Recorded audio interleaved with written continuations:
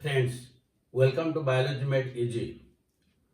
Today in this video, we'll discuss how the seeds are formed and what are the different characters of the seed, what are the different types of seeds, and then we'll go to the different types of fruits. So first, before starting about the seeds, let us discuss after fertilization how the different parts of the ovary and ovule are converted to different post-fertilization changes. That we'll discuss first. So already you know that this is the nucellus, and within this nucellus, this is the female gametophyte, and within the female gametophyte there is egg, then synergids, polar nuclei, and the antipodal cells are there. Then these are surrounded by one or two integuments. And this is the funicle and this is the hilum. So these are the different structures. After fertilization, what are the different changes? That means the post-fertilization changes. Post-fertilization changes. So first, the ovary, the entire ovary, this is converted to fruit. That means before fertilization it was ovary, but after fertilization it becomes fruit. Then the wall of ovary, that is converted to pericarp. That means this one. Then number 3, the ovule, that is converted to seed. And in the ovule there are one or two integuments. So these integuments, the outer integument is known as testa, and inner integument is known as tegmen. Then next is the egg. It is converted to zygote. Then the synergids, they disintegrate.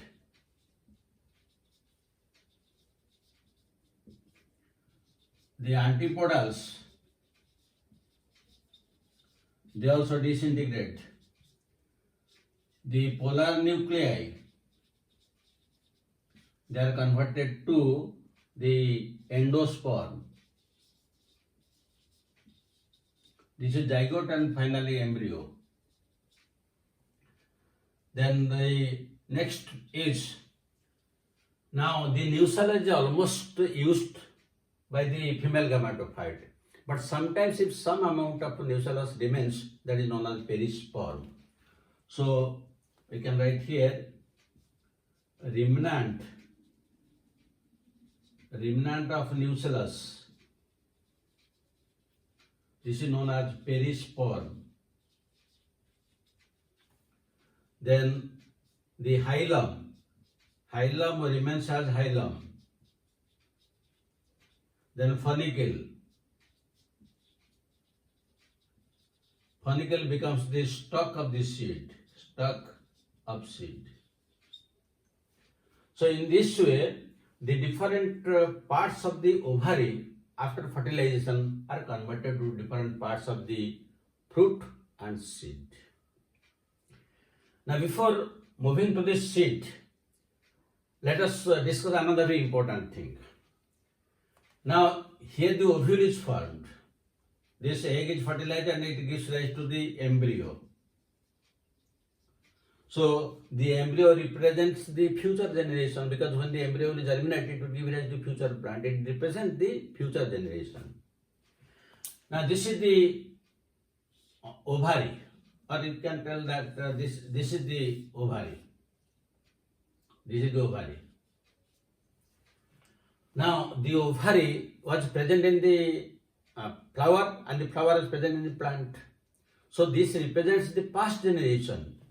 The ovary represents past generation. So ovary is past generation, embryo is future generation. Now, what about this female gametophyte? This is the female gametophyte. The female gametophyte is the present generation. That means within this ovary that represents the past generation. So within that ovary, ovule is there, and within the ovule, the female gametophyte or the embryo sac is there, which represents the present generation. And within that embryo sac, the embryo is present, which represents the future generation. That means in a seed, there are three generations, one within another. There are three generations, one within another.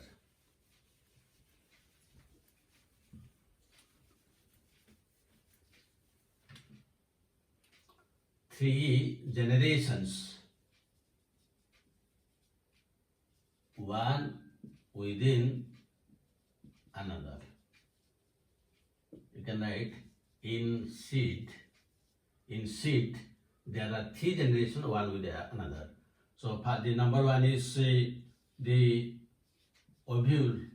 Within ovule, there is embryo sac, and within embryo sac, there is embryo. So this is the past generation, this is the present generation, and this is the future generation. That means a seed represents three generations, past, present, and future, one within another. And the embryo is present within embryo sac, and embryo sac is present within ovule. So three are present. This is a very important point. Now, the next thing that we'll discuss is the seed. So, when we'll discuss about seed, the study of seed is also known as spermology. Spermology means the study of seeds. Now, what are the different parts of a seed? Let us discuss first. Let us discuss first in a graphic representation, then we'll go to the diagram. Now, one seed has mainly two parts. Now, one part is seed coat, the other part is kernel. Now, the seed coat again it is divided into testa. This is the outer integument, and tegmen. This is the inner. That means this is the inner part of this seed coat, and that is the outer part of this seed coat, testa and tegmen. Then the kernel. Now the kernel is again divided into embryo and endosperm. Now the embryo is again divided into the tigellum, or it is also known as axis, and the other one is cotyledon. Now the tigellum or axis, it is again of two types. It may be plumule or it may be radicle. Now the cotyledon, it may be thin or it may be thick. Now the endosperm is again of two types. The endosperm, it may be albuminous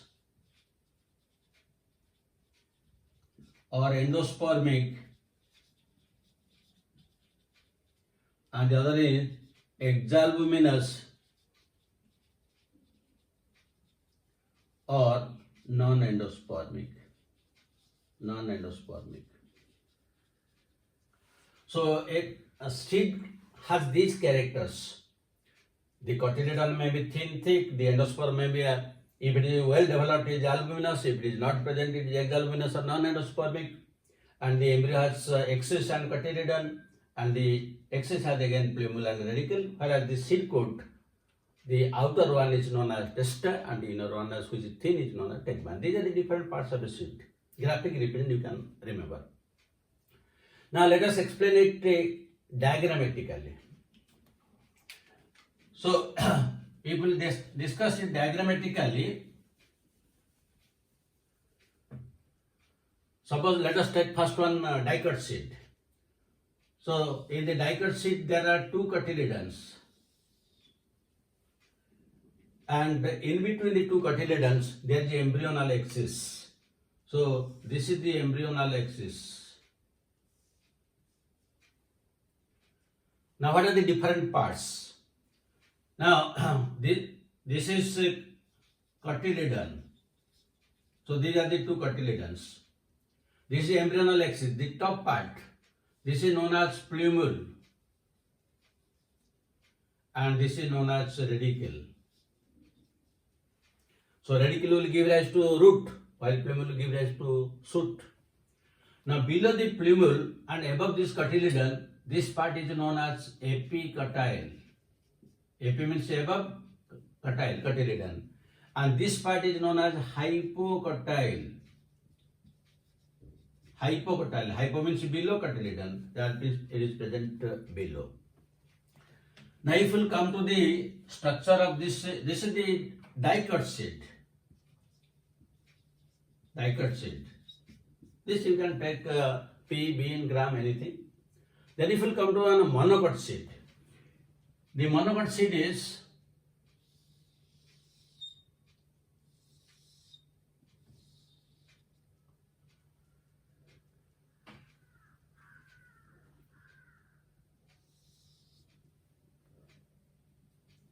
now this monocot sheet is separated by one layer. This is known as epithelium. Epithelium, which separates the endosperm from the embryonal part. Now this is the endosperm. Endosperm.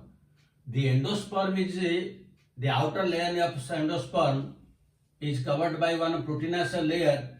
This is known as aleurone layer.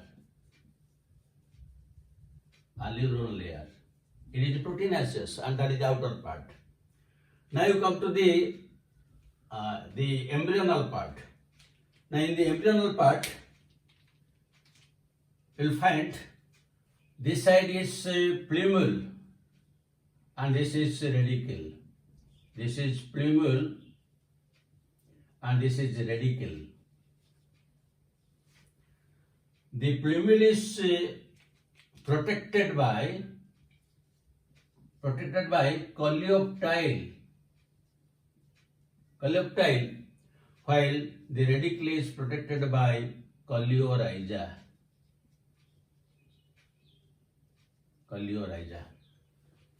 So this is the embryonal axis. Now where is the cotyledon? In case of monocot, the cotyledon is reduced, known as scutellum, and that is this part. This part is known as scutellum, which is the single cotyledon in case of monocots. And around this seed, you will find the seed coat is there. The seed coat and the ovary wall both are fused together. This is pericarp, means ovary wall plus seed coat. Because in case of monocot, the entire seed is covered by the seed coat as well as with the pericarp. So that is combination. So this is altogether the structure of the dicot sheets and monocot sheets. Now from this figure you mark, in case of dicot sheet, the cotyledons are well developed. The endosperm is not found because it is already consumed. So naturally this will come under exalbuminous. And in case of monocots, the endosperm is well developed while cotyledon is reduced. So that will come under albuminous. But the details we will discuss later on. Let us discuss another important thing here. So what is that important thing? Now you see how these seeds are germinating. The germination is mainly of two types. One is epigeal germination. Epigeal. Epi means above, geum and earth. That means the cotyledons will go above the earth. Suppose this is the soil surface. During germination, the cotyledons will go above the soil. This is the epigeal germination. So in case of apical germination, what happens? When the two cotyledons go above the soil, that means this hypocotyle part grows faster. So in apical germination, you can write the hypocotyle part grows faster. That is why the cotyledons are shifted above the soil. And what are the examples? The common examples is the most of the dicots. The dicots are coming under this category. Only from monocots, the very few examples are there. That is some rare examples. You can take that of the orchids. The orchids are also coming, but mostly they are the dicots. Similarly, the other one, the hypogeal germination. Hypogeal germination.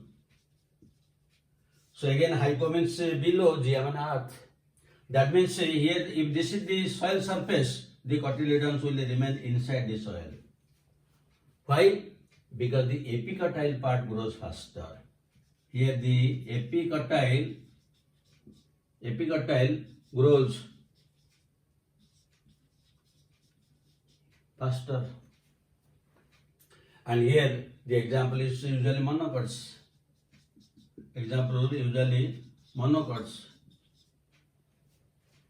And very rare examples from dicots are there, and that is usually gram and mango. Rare cases. Otherwise, hypogeal germination means mostly monocots, and apigeal means mostly dicots. So this is the first part of the discussion of all these seeds. In the next video, we will discuss what is albuminous, hexaluminous with examples, what is perisperm, what is the importance of seed, and what are different types of fruits with examples. So thank you very much for watching it, and after a brief break, again we will meet. Thank you very much.